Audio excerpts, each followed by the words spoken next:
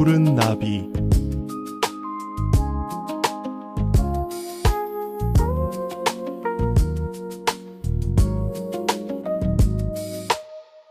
(2015년) 겨울 런던의 비.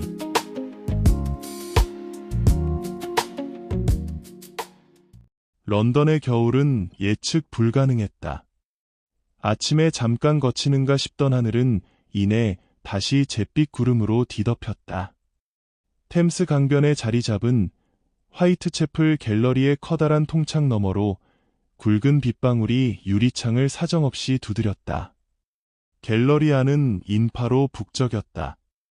오늘이 바로 한국 출신 사진작가 한현수의 개인전 푸른 나비의 마지막 날이었다.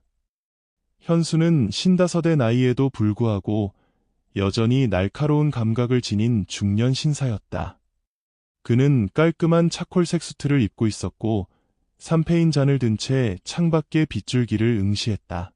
그의 눈빛은 벽에 걸린 흑백 사진들만큼이나 깊고 공허했다. 지난 20년간 그는 상업적인 성공과 예술적인 인정을 동시에 거머쥐었지만 그의 모든 작품에는 설명할 수 없는 상실감, 무언가 채워지지 않는 결핍이 배어 있었다. 사진 속 인물들의 표정에서 느껴지는 애처로움과 고독은 런던의 차가운 감성을 뒤흔들기에 충분했다. 사람들은 그의 대표작 1998 여름 끝자락 앞에 모여들었다. 사진 속에는 빛바랜 해바라기 밭이 담겨 있었다. 모든 색이 제거된 흑백 사진이었지만 보는 이들은 저마다 가장 선명하고 찬란했던 노란색과 뜨거웠던 갈색을 상상했다. 미스터 한, 이 작품의 제목이 왜 푸른 나비인가요? 사진 속에는 나비가 없지 않습니까? 영국의 저명한 예술 비평가 마크 테일러가 현수에게 물었다.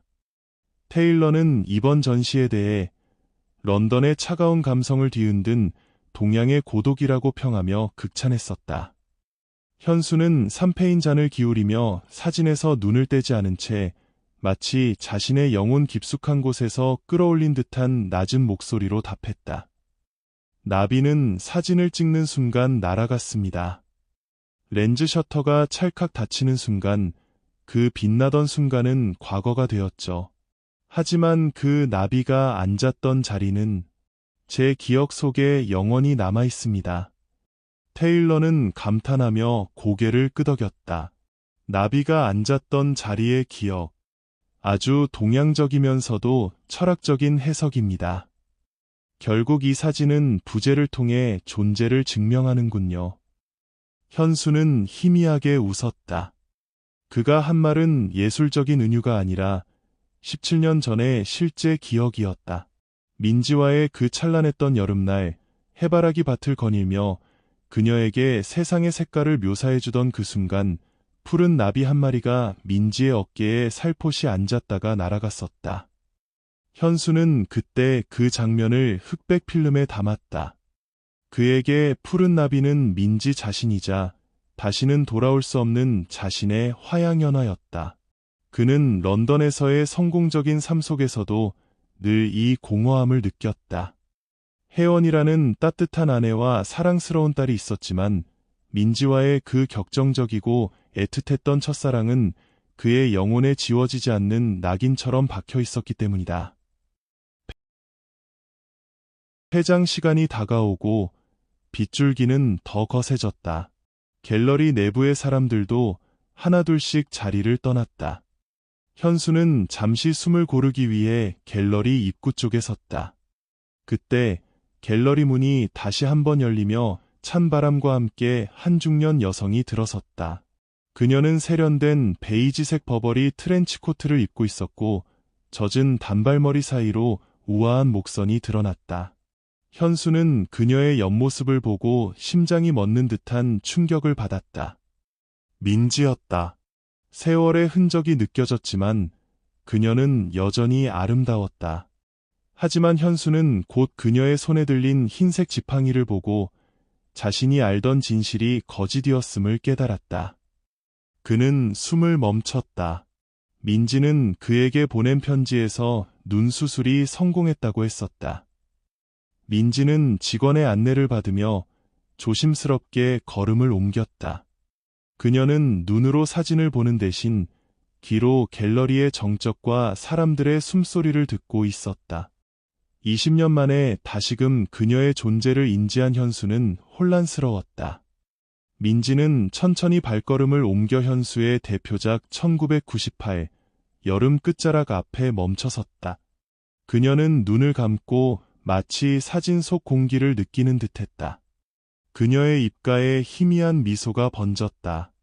그 미소는 현수가 평생 잊지 못했던 그 시절의 순수함과 애틋함이 담긴 미소와 정확히 겹쳐졌다. 그녀는 현수를 알아보지 못했다.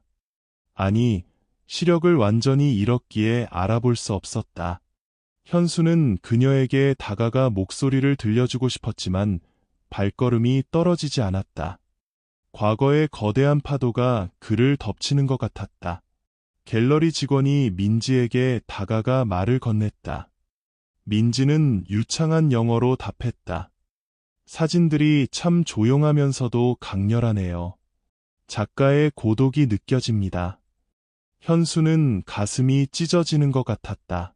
그녀는 자신의 작품을 느끼고 있었지만 그 작품을 만든 장본인인 자신은 알아보지 못했다. 두 사람은 불과 몇 미터 거리를 두고 서로 다른 시간 속에 갇힌 채 존재했다. 폐장 시간이 되자 민지가 직원의 안내를 받아 천천히 문을 나섰다. 런던의 빗속으로 사라지는 그녀의 뒷모습을 보며 현수는 굳게 닫아두었던 기억의 문을 열었다. 우리의 가장 빛났던 순간은 사진처럼 정지된 채 영원히 박제되었다. 다시는 돌아오지 않을 푸른 나비가 앉았던 계절처럼. 그의 눈시울이 붉어졌다. 현수는 삼페인잔을 단숨에 비우고 갤러리 벽에 걸린 해바라기 사진을 다시 한번 노려보았다. 이제 그는 자신이 왜 그토록 이 사진에 집착했는지, 왜 모든 사진을 흑백으로만 찍었는지 알 것 같았다. 민지가 떠난 순간 그의 세상은 색을 잃었던 것이다.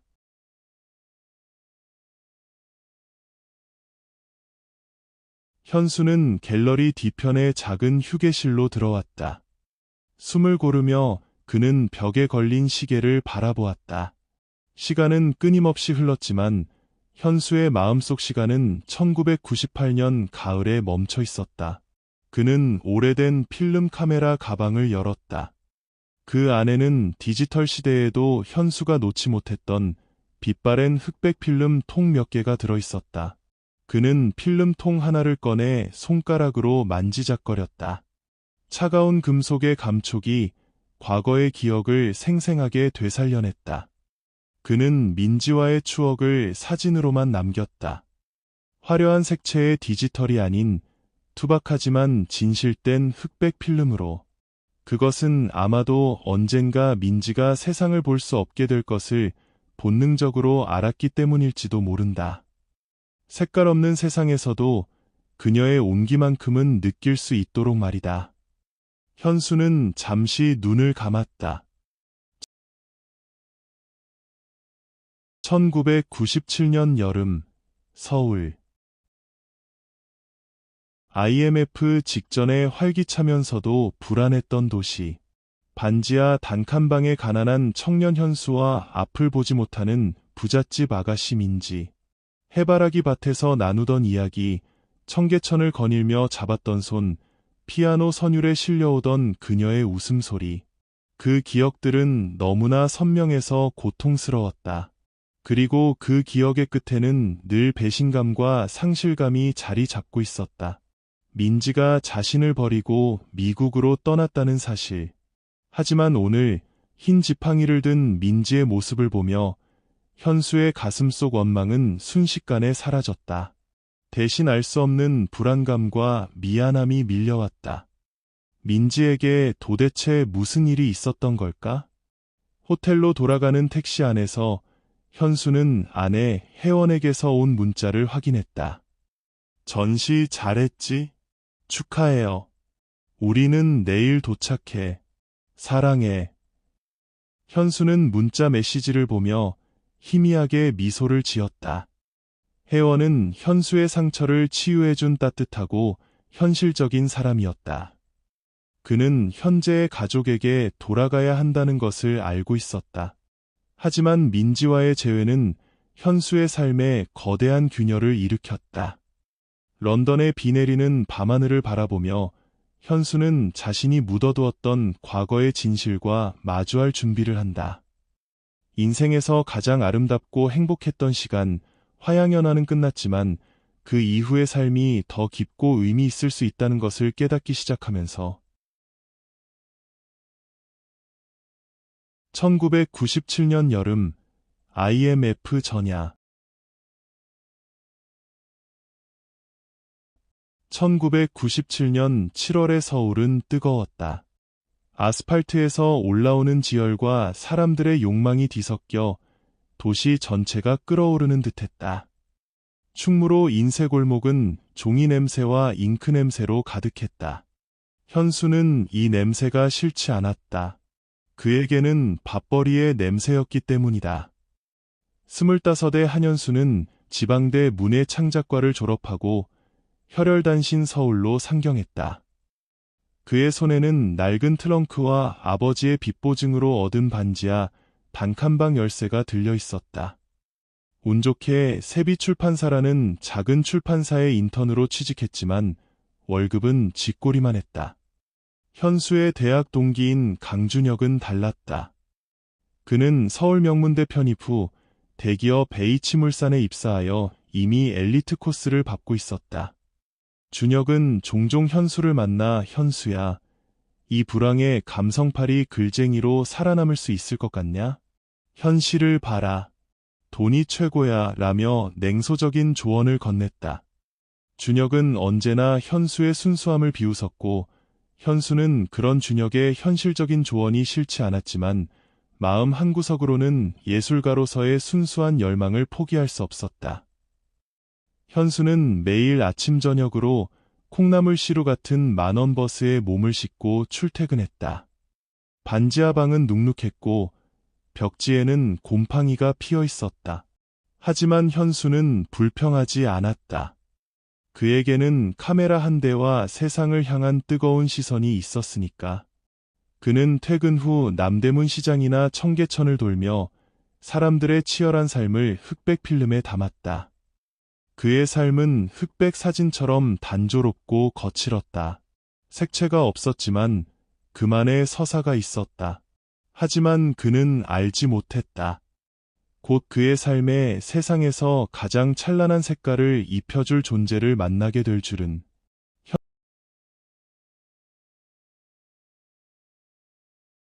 현수의 삶의 변화가 찾아온 것은 그해 8월 출판사에서 격주로 주최하는 점자도서 제작 봉사활동에 참여하면서였다. 현수는 사장의 지시로 마지못해 참여했지만 그곳에서 운명적인 만남이 그를 기다리고 있었다. 봉사활동이 이루어지는 강남의 한 복지관 강당.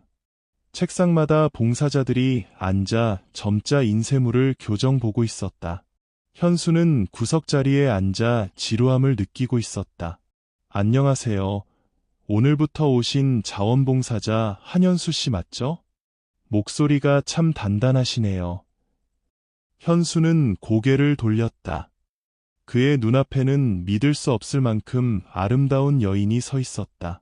도자기 같은 피부, 오뚝한 콧날, 하지만 그녀의 눈동자는 공허했다. 선천성 망막색 소변 성증으로 시력이 거의 없는 상태였다. 민지영.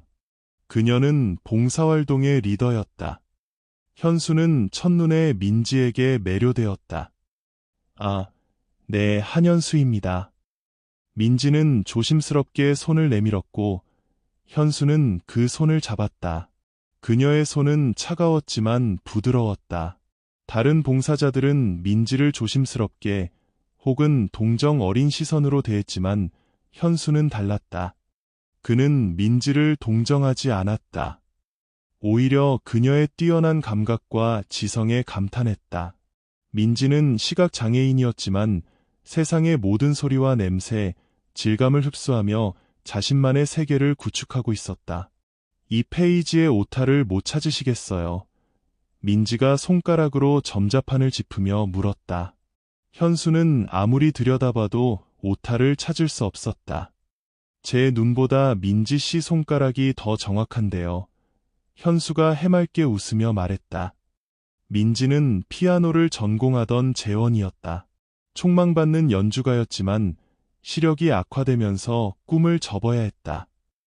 그녀의 집안은 강남에서도 손꼽히는 부유한 사업가 집안이었다. 민지의 아버지는 엄격했고 딸의 장애를 세상에 알리고 싶어 하지 않았다. 봉사활동은 민지가 유일하게 세상과 소통하는 창구였다. 현수와 민지는 점심시간마다 복지관 뒤편의 작은 숲길을 걸었다. 현수는 민지의 눈이 되어 주었다. 그는 단순히 사물을 설명하는 것이 아니라 시처럼 묘사했다. 지금 저기 노란 해바라기가 활짝 피었어요. 꽃잎은 밝은 노란색인데 가운데 씨앗 부분은 깊고 어두운 갈색이에요. 꼭 민지 씨 웃는 얼굴 같은 색깔이에요. 어떻게 그렇게 색깔을 잘 묘사하세요? 현수 씨가 말해주는 세상은 참 예쁘네요. 민지는 현수의 묘사를 들으며 머릿속으로 그림을 그렸다. 그녀는 현수에게 자신의 피아노 연주를 들려주었다. 반지하 새방의 가난한 청년과 부잣집 시각장애인 아가씨. 그 둘은 서로의 결핍을 채워주며 급속도로 가까워졌다. 현수는 민지를 통해 흑백 세상 너머의 색깔을 발견했고 민지는 현수를 통해 갇혀있던 세상 밖으로 걸어나왔다. 그 여름과 가을은 그들의 생애 가장 아름다운 시기였다. 모든 순간이 영원할 것만 같았다. 하지만 행복은 길지 않았다.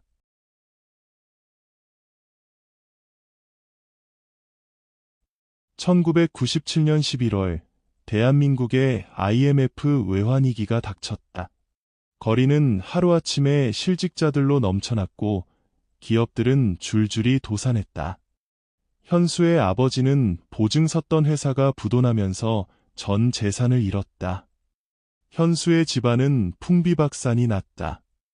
현수는 출판사 인턴 자리마저 위태로워졌다. 생계를 위해 그는 낮에는 출판사에서 일하고 밤에는 대리운전과 택배 상하차 알바를 전전하며 지쳐갔다. 이때 강준혁이 다시 나타났다. 그는 H물산의 구조조정 칼바람 속에서도 살아남아 승진했고 민지의 집안 배경을 눈여겨보고 있었다. 민지 씨 아버님 회사랑 우리 회사가 이번에 신규 사업을 같이 진행하게 됐습니다. 준혁은 민지 아버지에게 접근했고 자연스럽게 민지에게도 다가갔다. 준혁은 현수와 달리 민지에게 현실적인 미래를 이야기했다. 현수는 좋은 사람이지만 지금 그 사람 상황에 민지 씨를 책임질 수 있을까요? 사랑만으로 살기엔 세상이 너무 각박해졌어요. 민지는 혼란스러웠다. 현수와 함께하는 시간은 행복했지만 그 행복 뒤에 숨겨진 현수의 고단함을 모르는 바가 아니었다. 그녀는 자신이 현수의 짐이 되는 것 같아 괴로워하기 시작했다. 현수와 민지의 화양연화는 IMF라는 거대한 파도 앞에서 흔들리고 있었다. 그들의 가장 아름답고 찬란했던 시절은 동시에 가장 불안하고 위태로운 시간이었다.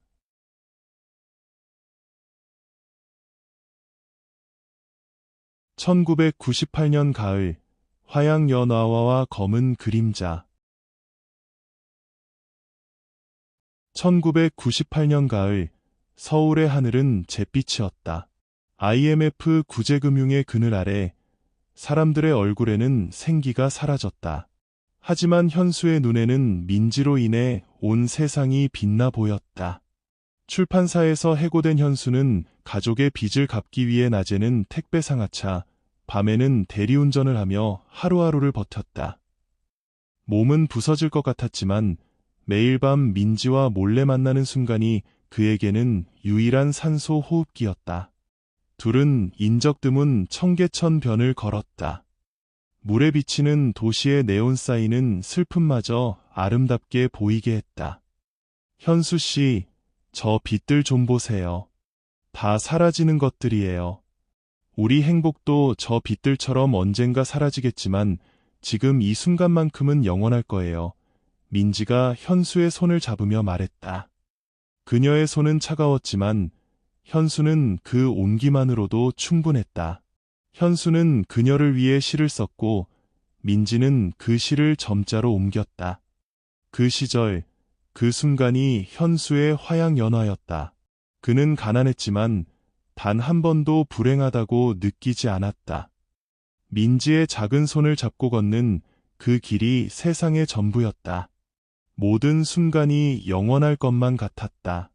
어느 주말, 현수는 민지를 데리고 경기도 외곽의 한 해바라기 밭으로 갔다. 그가 프롤로그에서 이야기했던 바로 그 장소였다. 현수는 민지의 눈이 되어주어 해바라기의 크기, 줄기의 거친 질감, 꽃잎의 따뜻한 노란색을 묘사했다. 민지야, 지금 내 어깨에 아주 작은 푸른 나비가 앉았어. 세상에서 가장 선명한 파란색이야. 민지는 현수가 설명하는 나비를 상상하며 행복하게 웃었다. 현수는 서둘러 낡은 필름 카메라를 꺼내 셔터를 눌렀다. 찰칵. 그 찰나의 순간 나비가 날아갔다. 현수는 그 장면을 흑백 필름에 영원히 박제했다. 그날 밤 둘은 해바라기 밭 옆 언덕에 앉아 도시에서 보기 힘든 별을 보았다. 민지는 현수의 무릎을 베고 누워 말했다. 현수 씨, 나 시력 회복 수술 받을 수 있대. 미국에 좋은 병원이 있대. 현수는 놀랐다. 정말. 민지야, 정말 잘 됐어. 꼭 성공해야 해. 그의 눈시울이 붉어졌다. 하지만 현수 씨랑 떨어져 있어야 해 1년, 아니 어쩌면 2년이 걸릴지도 몰라. 현수는 망설였다. 자신의 곁에 민지를 붙잡아두고 싶었지만 그녀의 미래를 위해선 보내줘야 했다. 그는 민지를 위해 기꺼이 자신을 희생하기로 결심했다. 괜찮아. 내가 기다릴게. 꼭 성공해서 돌아와. 내가 말해준 세상의 모든 색깔을 직접 봐야지. 그들은 서로를 끌어안고 밤새도록 울었다. 그것이 그들의 마지막 불꽃놀이였다. 행복은 길지 않았다. 민지 아버지, 민 회장은 딸과 현수의 관계를 탐탁지 않게 여겼다. 그는 강준혁을 불러 현수와의 관계를 정리하라고 지시했다. 강준혁은 이 기회를 자신의 출세를 위한 발판으로 삼았다. 강준혁은 민 회장의 비서실장과 접촉하여 민 회장의 비자금 장부와 과거 불법적인 사업 확장 내역을 입수했다. 그리고 민 회장을 협박했다. 회장님, 따님 유학 문제에 제가 도움을 드릴 수 있습니다. 물론 현수라는 친구 문제도 깔끔하게 해결해 드리고요. 대신 H물산과의 신규 사업권을 저에게 주십시오. 민 회장은 충격에 빠졌다. 강준혁의 야비함에 치를 떨었지만 자신의 비리가 세상에 알려지는 것을 막기 위해 어쩔 수 없이 그와 손을 잡았다. 며칠 후 현수가 일하던 대리운전 회사로 민 회장이 보낸 조폭들이 들이닥쳤다. 현수는 손님을 태우고 가다가 시비가 붙어 무자비하게 폭행을 당했고 전치 3주의 부상을 입었다. 병실에 찾아온 민 회장은 현수에게 거액이 든 봉투를 건넸다. 민지 씨를 위해서라도 헤어져 주게. 자네는 내 딸에게 짐만 될 뿐이야. 민지는 미국에서 시력 회복 수술을 받을 기회가 있어. 자네 곁에 있으면 그 기회마저 놓치게 돼. 현수는 돈 봉투를 내던졌다.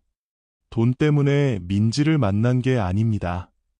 사랑하니까 만나는 겁니다. 그때 병실 문밖에서 강준혁이 들어왔다. 현수야, 회장님께 예의를 갖춰. 준혁아, 너 설마 이 일에 관련 있는 거냐? 강준혁은 비열하게 웃었다. 현실을 직시해. 민지는 널 버리고 떠날 거야. 민지 아버지도, 민지도 이미 너랑 끝낼 생각이었어. 이 돈이라도 받고 조용히 사라져. 현수는 배신감에 치를 떨었다. 민지가 자신을 버리고 떠난다는 사실보다 믿었던 친구의 배신이 더 아팠다. 공항으로 떠나기 전날 밤, 민지는 현수를 찾아왔다. 그녀의 눈은 퉁퉁 부어 있었다. 그녀는 강준혁이 자신에게 했던 말을 떠올렸다. 현수 씨가 돈이 필요하다고 회장님한테 돈을 요구했어요. 그러면서 민지 씨는 너무 가난해서 안 되겠다며. 민지는 현수를 믿고 싶었지만 현수의 피폐해진 모습을 보며 흔들렸다. 현수 역시 민지가 자신을 버리고 떠난다고 생각하며 마음을 굳게 닫았다. 서로 오해하고 있었지만 누구도 진실을 말하지 않았다. 현수 씨, 나 미국 가야 할 것 같아. 민지가 떨리는 목소리로 말했다. 현수는 애써 담담한 척했다. 잘 됐네. 꼭 수술 성공해서 세상의 아름다운 색깔들 다 보게 될 거야. 현수 씨는 나 안 보고 싶을 거야. 현수는 목이 메어왔다. 아니, 매일 그리울 거야. 하지만 이건 민지 씨를 위한 길이야. 민지는 현수의 뺨에 입을 맞추며 속삭였다. 우리에게 허락된 가장 아름다운 순간만 기억해요. 내 인생의 화양연화는 현수 씨였어. 그것이 그들의 마지막 만남이었다. 현수는 민지가 떠난 후 남겨진 고통 속에서 홀로 몸부림쳤다. 그는 민지를 원망했다. 자신을 버리고 떠난 그녀를 미워했다. 하지만 동시에 단 한순간도 그녀를 잊을 수 없었다. 흑백으로 변해버린 세상에서 현수는 폐인처럼 살았다. 강준혁은 민지의 집안과 사돈 관계를 맺으며 승승장구했다. 현수와 민지, 두 순수한 영혼의 화양연화는 IMF의 찬바람과 강준혁의 검은 야망 아래 무참히 짓밟혔다.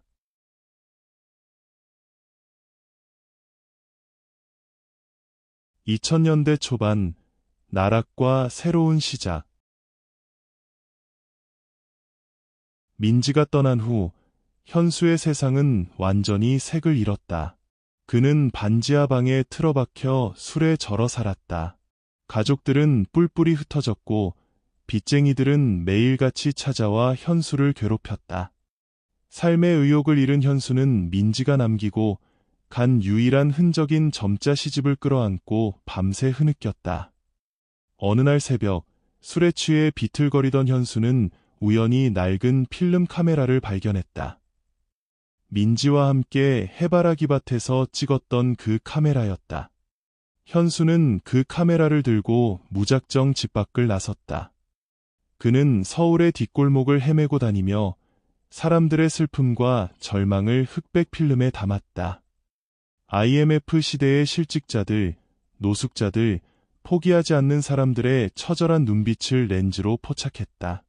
그의 사진에는 설명할 수 없는 깊은 슬픔과 고독이 담겨 있었다. 그것은 현수 자신의 감정이었다. 그는 우연히 참가한 길거리 사진 공모전에서 대상을 받았다. 심사위원은 그의 사진에서 날 것 그대로의 진실된 감정이 느껴진다고 극찬했다.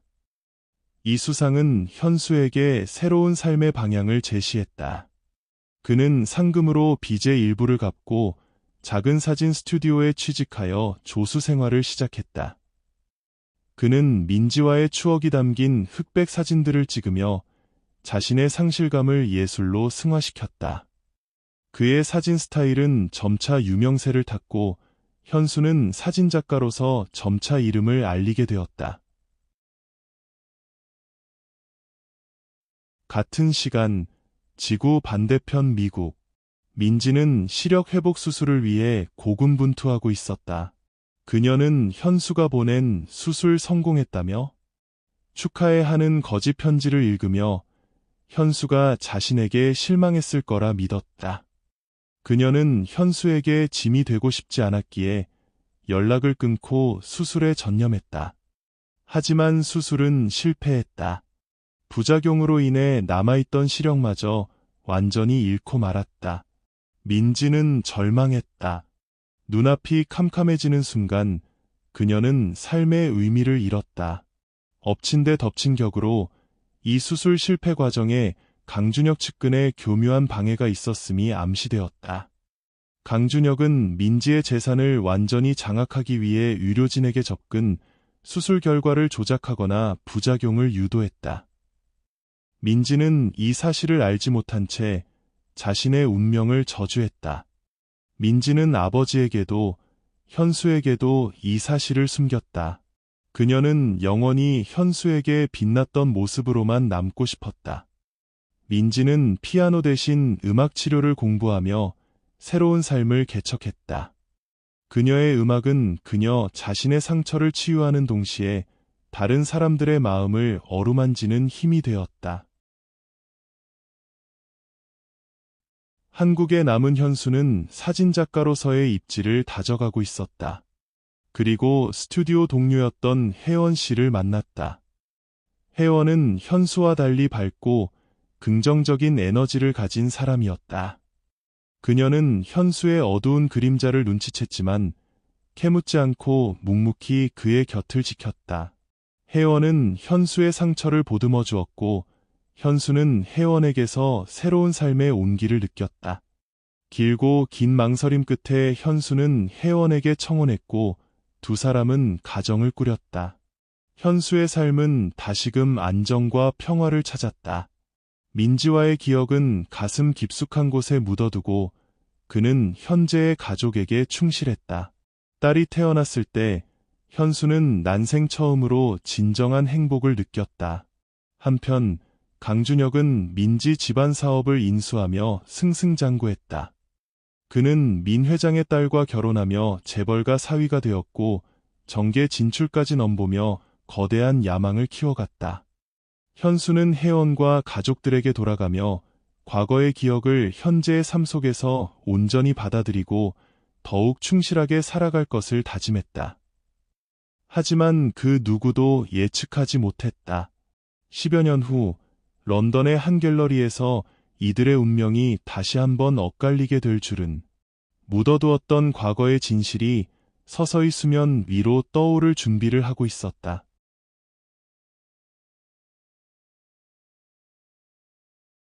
2010년대 중반, 숨겨진 진실과 복수.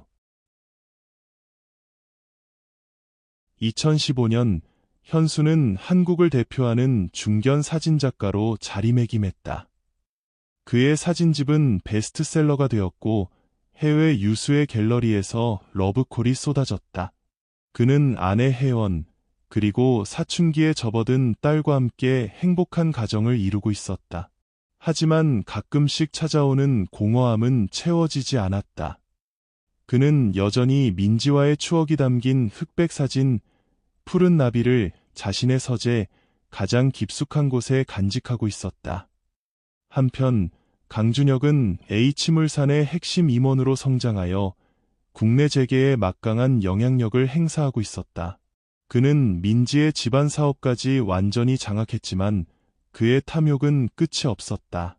무리한 사업 확장과 거액의 비자금 조성 혐의로 검찰 수사를 받게 되면서 그가 쌓아올린 성공의 탑은 서서히 흔들리기 시작했다. 언론은 연일 그의 비리를 대서특필했고 현수는 뉴스를 보며 묘한 감정을 느꼈다.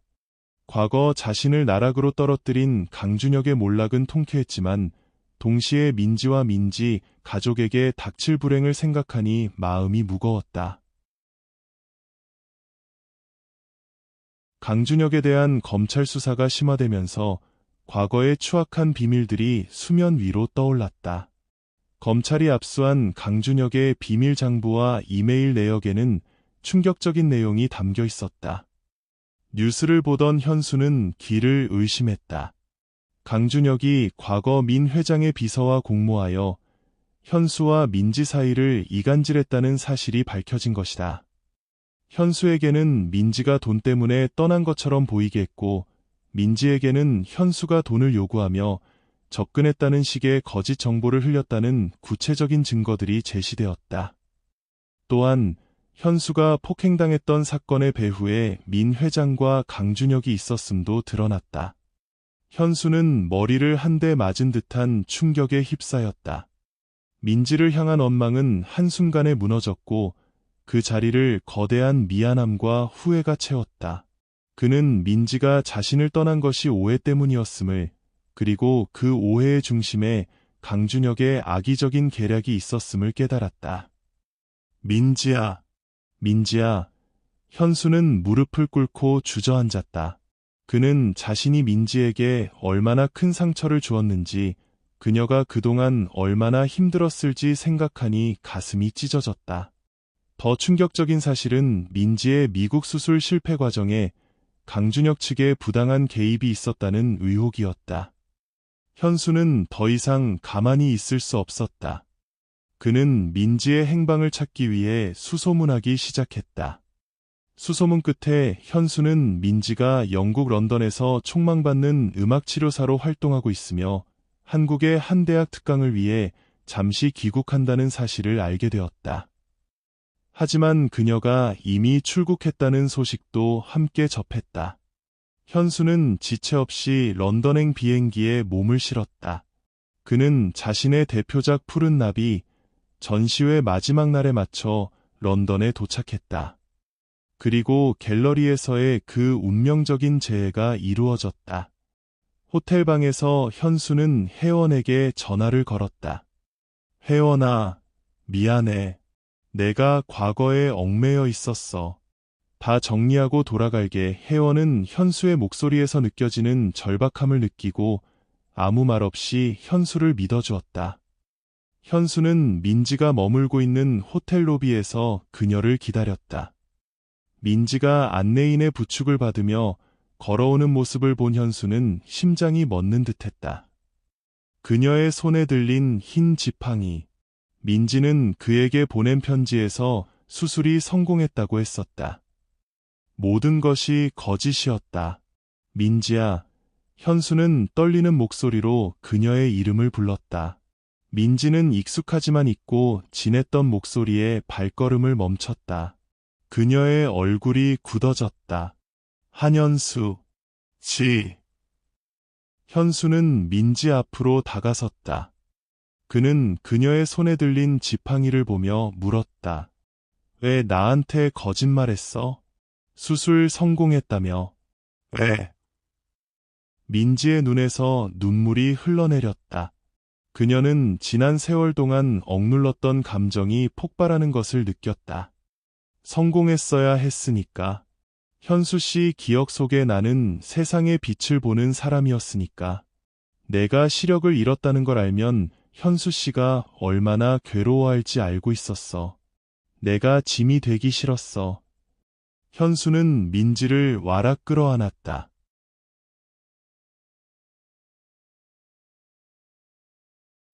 20년의 세월이 무색하게 그들의 심장은 다시금 격렬하게 뛰었다. 서로의 상처를 확인하며 그들은 한참 동안 울었다. 과거의 모든 오해와 원망은 눈 녹듯 사라졌다. 하지만 그 포옹은 길지 않았다. 현수에게는 아내 혜원과 가정이 있었고 민지에게도 런던에서의 삶이 있었다. 그들의 재회는 과거의 매듭을 풀기 위함이었지 새로운 시작을 의미하지는 않았다. 이제 다 알았으니 됐어. 고마워. 현수씨, 내 인생의 가장 아름다운 순간을 선물해줘서. 민지가 현수의 품에서 벗어나며 말했다. 그녀의 목소리는 평온했지만 눈물은 멈추지 않았다. 나도 고마워, 민지야. 흑백이던 내 삶의 색깔을 입혀줘서. 두 사람은 다시 한번 이별을 고했다. 이번에는 원망이나 후회 없이 서로의 행복을 진심으로 빌어주며 헤어졌다.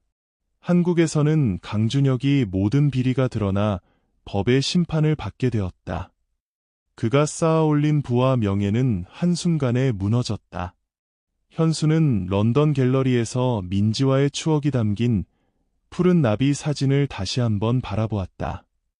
사진 속 해바라기는 흑백이었지만 현수의 마음 속에서는 세상에서 가장 밝고 따뜻한 노란색으로 빛나고 있었다.